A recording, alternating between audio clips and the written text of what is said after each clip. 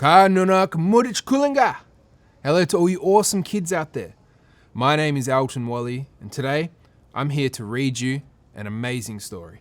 This is called The Legend of Moondyne Joe by Mark Greenwood and Frane Lessac.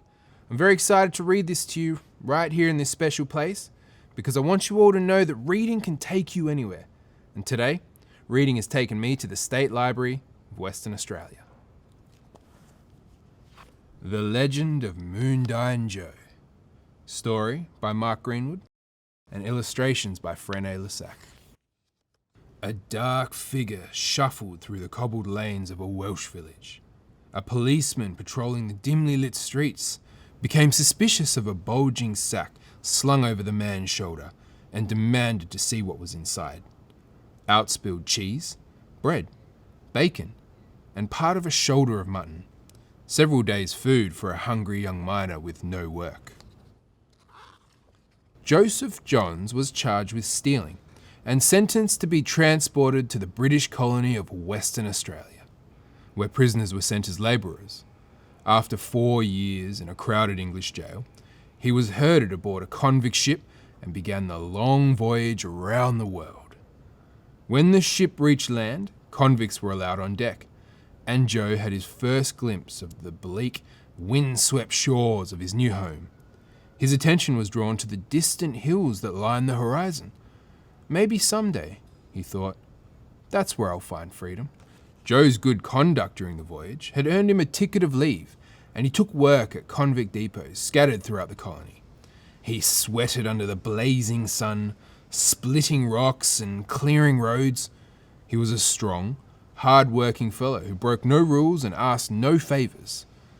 After 2 years, Joe's good record was rewarded with a conditional pardon, and he headed for the hills. Joe became an expert bushman. At Moondyne Hills, in a cave hidden amongst the granite boulders, he slept on a bed of bark stripped from the Wandoo forest. He showered under the icy cold waterfalls that splashed over the rocks. When his clothes became ragged and torn, he wore a kangaroo skin cape and possum skin slippers. Joe's cheerful bearded face and his skills in the bush soon became known to the early settlers. They named him Moondyne Joe. It was said he knew every inch of the country, every creek, hill, and valley. On his travels, Joe would often stop and yarn with farmers, who offered rewards for finding stock that had strayed.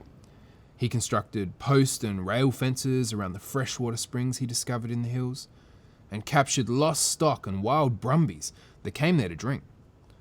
But not everybody trusted the convict bushman. When a valuable stallion mysteriously disappeared, the owner suspected Joe. "Look for my horse in that convict's trap," he told the police.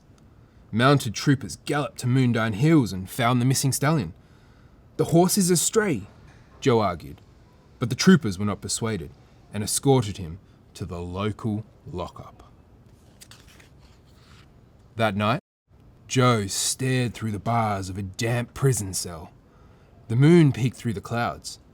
"They'll not take my freedom away," he thought. After supper, while the warders dozed, he scratched the soft stone around the lock with his knife and fork. The cell door sprang open and he crept through the dark courtyard. It wasn't long before the cry went up, "The bushranger has bolted!" "Capture the scoundrel," growled the magistrate. "Hunt him down!" Joe hid among the bales in the hay, in the loft of the prison stables. He smirked as he watched the troopers mount their horses and gallop off into the night. When it was safe, he borrowed a saddle and shiny new bridle and made a swift getaway on the magistrate's thoroughbred. Joe made for his favourite bush inn at Mahogany Creek.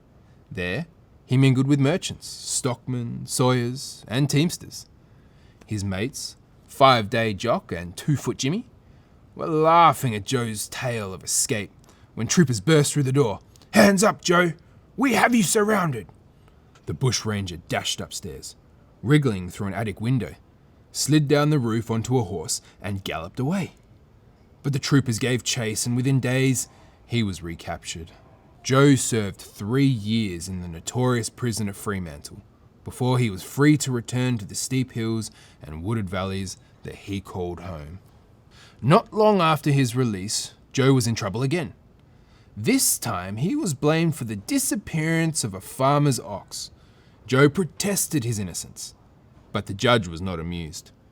"It seems you have not learned your lesson," he told Joe. "I sentence you to 10 years with hard labour."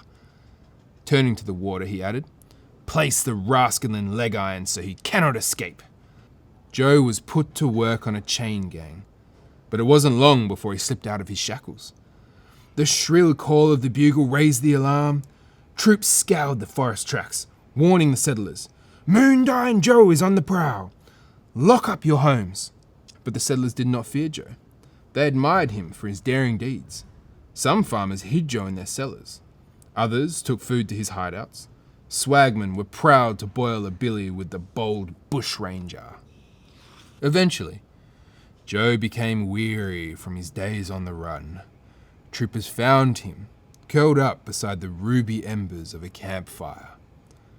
Moondyne Joe was escorted back to prison, bound in leg irons. And we are halfway through Moondyne Joe's adventures. I'm going to stop it there, but if you want to find out if Moondyne Joe escapes again, and what other adventures he gets up to, feel free to do some research and get down to your local library to check it out. I want to thank you all for coming on this journey, and I loved reading this book to you.